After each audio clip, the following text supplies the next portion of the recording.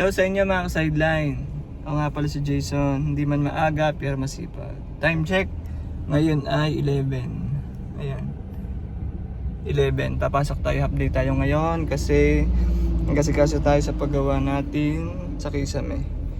Ayan. Papasok muna tayo. Tapos mamayang hapon sa sideline ulit tayo. Bye bye. At ngayon pauwi na tayo galing sa trabaho.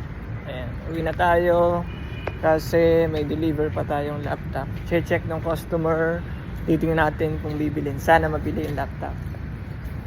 Pauwi muna ako. Balikan ko kayo mamaya para update sa cellphone, sa laptop kung nabili ba ni ate. Mag-i-inquire siya, taga Bukal. Bye-bye! Yan, niready ko nga pala laptop, tines lahat, yung mga application, may kasama nga pala itong payong.